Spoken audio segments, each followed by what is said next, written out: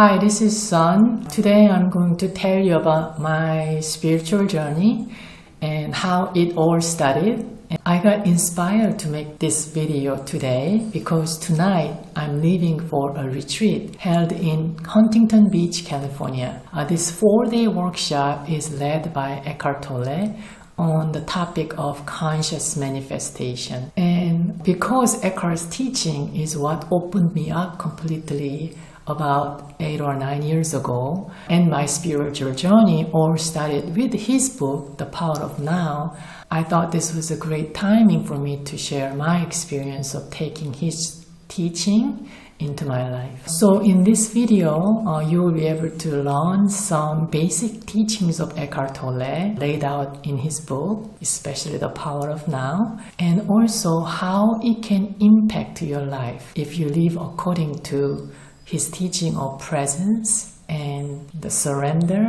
and in oneness. Also at the end, I will share why I'm attending this particular retreat at this point on conscious manifestation, because I feel very called for it. I was first introduced to Eckhart Tolle by his book, The Power of Now, and I happened to read it. I don't believe in chance. I think everything has a reason and everything's connected. Apparently at that time it was by coincidence. I somehow heard Oprah talking about that book and she recommended it, so I thought, I'm curious about it, let me read it. So I ordered that book. For quite a while I didn't have a time to or chance to get around to read it. But then one day we had a very heavy snowstorm in Washington DC area, and so we got stuck in the house for a couple of days.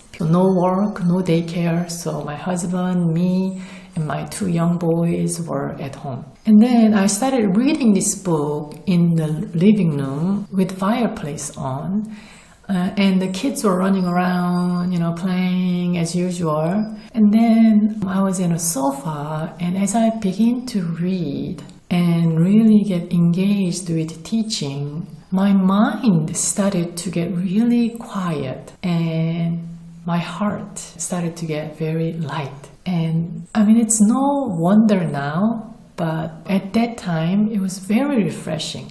The book said there is no past and no future, and only this present moment, this moment by moment presence, that's all.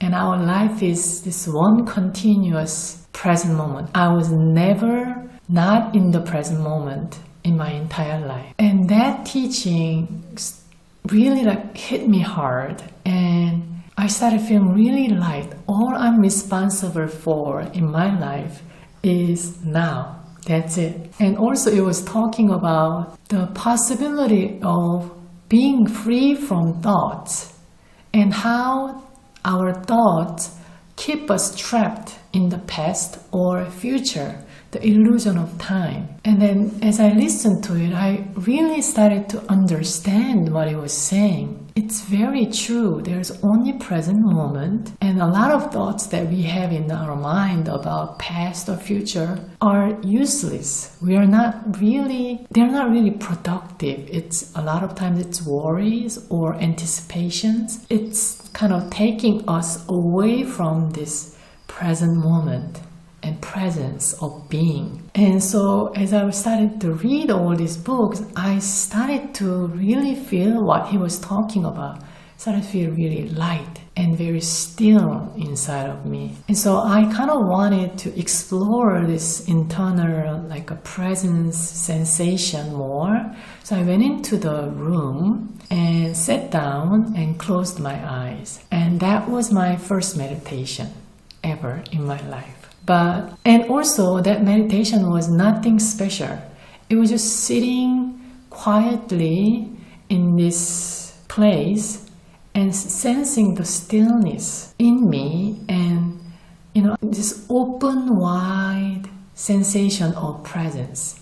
It felt very open, very wide, and I almost stayed as a space itself. I was just sitting there as a space of awareness itself. And it didn't take long because my boys started to make noise, so I had to attend them. And so I got up and I walked out of the room and I started noticing. The first thing I noticed was the sensation of my soul on the floor. And it was so refreshing and so alive feeling that I realized I never really felt this sensation. I never really paid attention to how my feet feels when it touches the floor. So that was very interesting, and I kept walking. I went downstairs and I saw kids and the kitchen table and counters, and it was beautiful. The light was coming through the window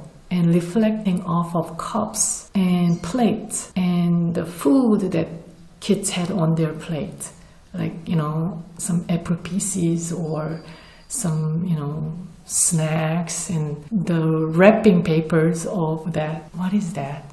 The cheese, the Baby Bell cheese. So wrapping papers of the Baby Bell cheese, and all these things were just all over, and it was beautiful. It was very refreshing and colorful, and it almost felt like I'm seeing this world without any filter for the first time. I don't know if you have seen the YouTube videos. Some of these colorblind people, for the first time in their life, see through the color corrective lenses for the first time, and then they burst into tears. And just like that, I bursted into tears. It was as if I'm seeing the world for the first time in colors. Life was so vivid, and everything in present moment awareness without thoughts about the future or past was so simple, beautiful, and incredibly satisfying and loving. And this state of being fully in the present moment lasted for about a week, and I was in this present moment awareness pretty much most of the time for about a week. And I noticed that there was rarely any thoughts about past or future occurred in my mind. And if you see that happening, then these are the indicators that you are being fully present. And now I'm going to explain to you 4 kinds of things that you will experience when you are fully in the present moment. The first is you feel subtle joy coming out of nowhere. There is no reason for this joy other than just I am here. I exist here. I'm present in this moment. I sense my presence. And for example, one day I was driving to work and I was holding this steering wheel, and I noticed this sensation of this steering wheel as I was driving and felt so alive. So I started crying. I was so appreciative of the fact that I'm alive at this moment, so I can feel this sensation of holding this steering wheel. Now that I think about it, it almost felt like I was this soul experiencing this life through this body, and everything felt new because I never really paid attention in my life until that time. And so during this week, the happiness and joy that I felt and experienced throughout the week didn't really come from these conventional things that I'm used to, the achievement, some problem solved, something turned out great, or anything like that. Nothing happened. It just was a very simple sensation of being here. Gave me that much of happiness. When just have this gentle breeze touching on my face, I was just ecstatic. And I was drinking water, and the sensation of water coming into my mouth was such a fun and satisfying experience. The second thing is that when you're present, the thought activities reduce greatly. And when you think, you just use the thoughts to get things done. Not necessarily overly thinking about things or making judgment about whether this is good or not. So during that week, very few thoughts about past or future or worries or judgment came up. So I remember at work when I was writing an email or making presentation slides or writing an abstract, I noticed that one word at a time was just flowing out of me. I didn't try to think of it, it just flowed out of me very naturally. I noticed the sensation of my hand typing on the keyboard and the sound of it. But there was no thoughts about, I don't want to do this, or this is difficult, or I have to get this done by a certain time.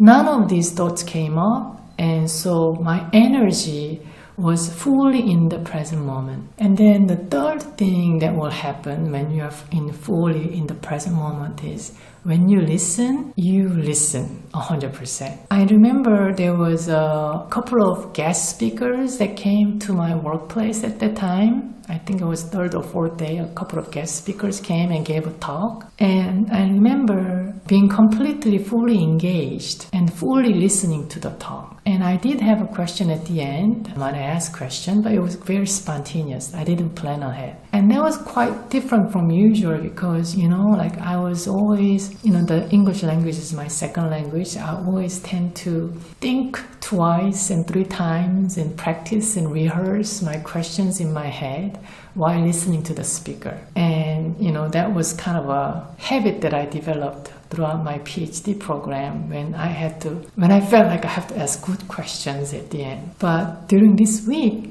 none of that happened. I was just simply listening, and then the questions were completely spontaneous. And the fourth quality that you will notice when you are fully present is that your heart starts open. And during this week, my heart opened. You can sense it. And then love poured out of my heart. And the division between me and others started becoming quite blurry. I remember looking at an ant that was crawling on the kitchen counter. And for a moment, there was no division between the ant and me. The ant was me.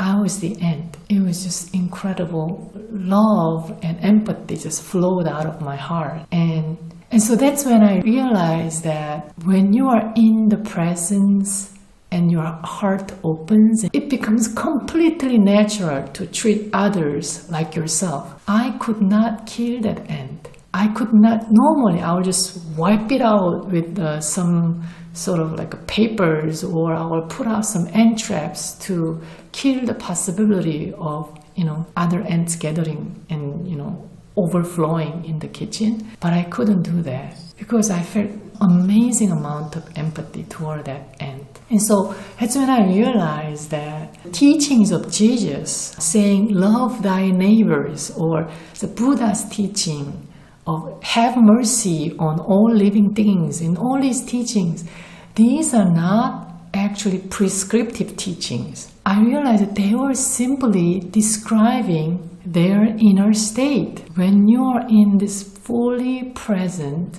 state, you have this connection, so you end up treating others just like yourself. So ever since this week, I no longer kill bugs. I used to kill the bug all the time without thinking, but these days I try to use paper towels or like dustpans to pick those, bugs that comes into the house and put them outside so that they can leave. So I'm not saying that I never kill, actually. I should clarify that. I do kill mosquitoes when they bite my kids.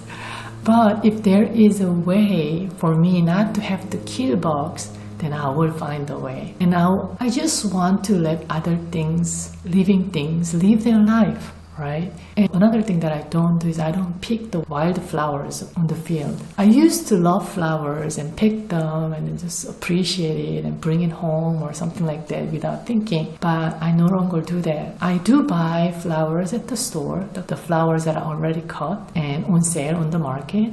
But I don't pick wild flowers. I don't want it to die any sooner just for my pleasure and enjoyment. So these are the 4 qualities of when you are being fully in the present moment. For me, this state lasted for about a week, and then after that, I came back to my normal state of life, like, going through the stress and sometimes, upsetness and getting lost in thoughts and stuff like that. But at the same time, that experience completely changed my life because I realized two things. Number one, happiness is within myself. Until that time, I was I have a very strong pursuing energy. I was an achiever. It was important for me to go to good college, good job, and get a PhD, and go to State Department, and get some promotion, and all these things were important. I realized that I no longer need those to be happy. The happiness comes from within. It is not something that you seek from outside through achievement or attainment, but just you sense already existing abundance and happiness. And in this present moment, that's the first thing that I realized. The second realization is that this week showed me what was possible in life and how you can live according to the life leading and being present and not fighting against the present moment and surrender to what is and do what you can do to appreciate what's around us and feeling this connectedness with all living things in the world. That also gave me a lot of satisfaction. So life showed in a way this week taught me that we could be happy right now in this moment without any reasons, without anything changing. And so after this experience, my life completely changed. And you can imagine how my life was becoming more and more relaxed and focusing on inner peace and presence than external pursuit. And then there were a period of time when I didn't have any external motivation nor internal motivation to do anything. I kind of wanted to be just still all the time. And then recent years, maybe a year or two in the past, I started feeling this desire to create and manifest this happiness and love in this world.